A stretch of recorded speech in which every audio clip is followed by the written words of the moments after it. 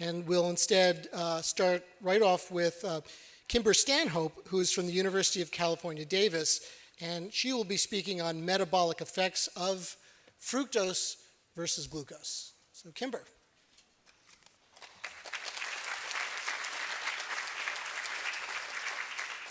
There's that.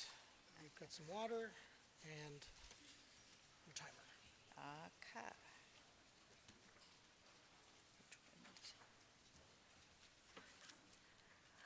Well, my objective today, I'm heading right in because of that clicking clock right there, is to examine the evidence that fructose and glucose differ with regards to their effects on risk factors and review the pathways that might explain these differences.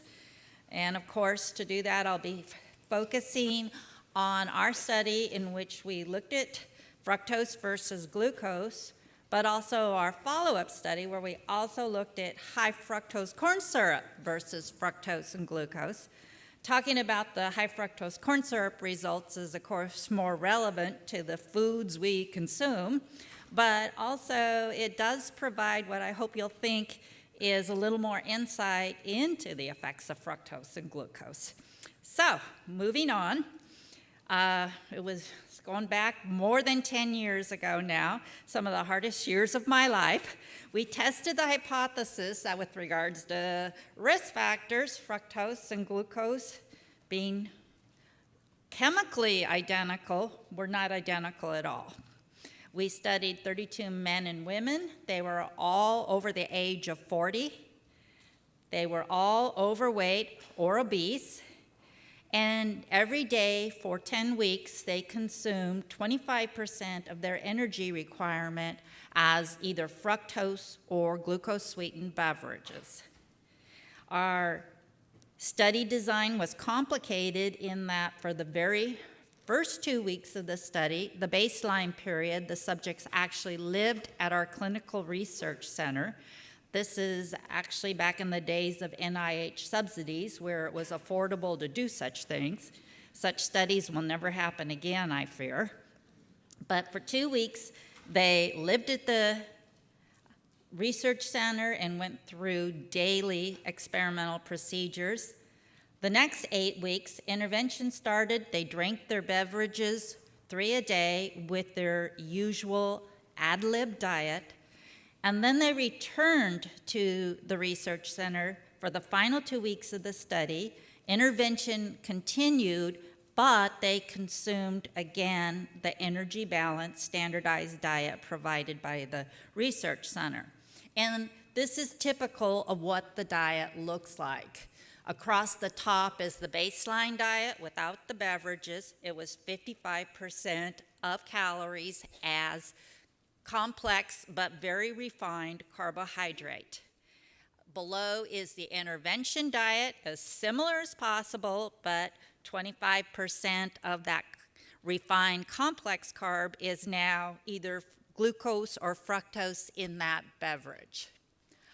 2 things to notice. One, we made them as similar and as close to matching as possible with regards to fiber. But 2, it's actually not the world's unhealthiest diet. Look at that dinner. That is not the type of dinner sugar-sweetened beverages are often consumed with. No Big Mac, no fries. And think about that when we discuss the rather significant results we got despite this. But the other thing to notice, this is kind of a sad commentary on how Americans eat. I would say we've actually given that dinner that you see down there at least to 200 different subjects. And I would say at least 20% of them complained bitterly about that bowl of salad. It was so much. They couldn't eat it all. It gave them a stomach ache. But in my whole time, I've been giving 25% of energy to subjects as sugar-sweetened beverage. No one ever had a trouble drinking the beverage. So, given our 2009 publication on this study kind of focused on the bad effects of fructose compared to glucose. I'm going to start out the other way, and let's look at the bad effects of glucose compared to fructose. And the first two are pretty obvious. What you see here are our 24-hour profiles in which blood samples were collected at least every hour while the standardized breakfasts, lunches, and dinners were provided. In black is when the subjects were consuming the baseline diet with the 55% of calories as the refined but complex carbohydrate. In blue is our glucose subjects, in red is the fructose subjects, and as you can see, the top two graphs are the glucose, great big increases in post-meal glucose responses in subjects consuming glucose, but actually lowered responses in the subjects consuming fructose. And in the bottom two graphs are the insulins, and you see exactly the corresponding results. So, interesting, but actually not the least bit unexpected. Less expected, though, was the results regarding the day-long free fatty acid levels. They were actually increased by glucose consumption, but not at all affected by fructose consumption. And the results were significant whether you did it as an AUC or just the mean level of free fatty acid throughout the day. I call this unexpected simply because after at least 4-hour literature search, I couldn't find any real reason to explain this. So if there's somebody here who can tell me why we're seeing this effect, I would love to hear it. But most of the results related to fructose causing adverse effects compared to glucose.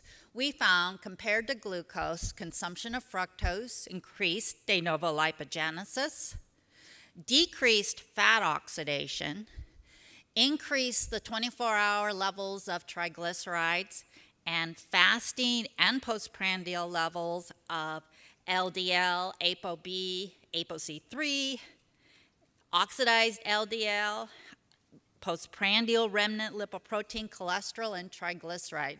Pretty much every atherogenic lipid we measured.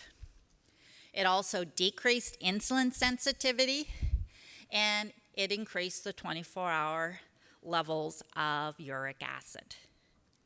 However, during that 8-week outpatient period where the subjects consumed the beverages with their ad lib diets, both sugars caused comparable weight gain, about 1.5 kilos.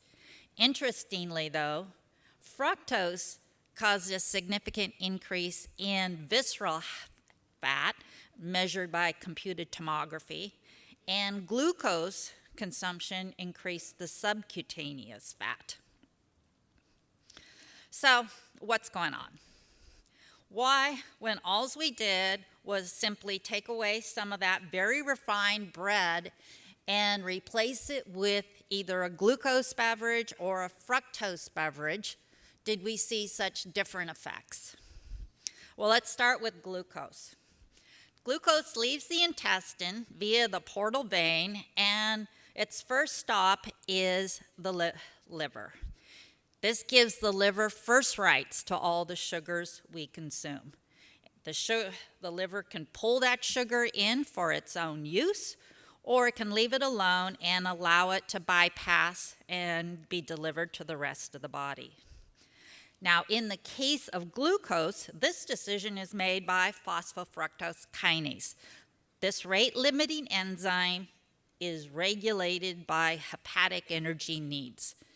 Specifically, it's inhibited by high levels of ATP in citrate.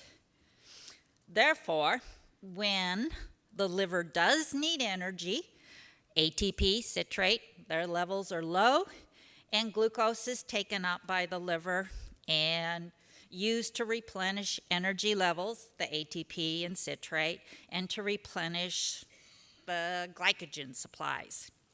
But as replenishment takes place and the liver does not need energy, we get inhibition of PFK, and the glucose bypasses the liver, gets delivered to the rest of the body, and there we see our post-meal glucose and insulin spikes.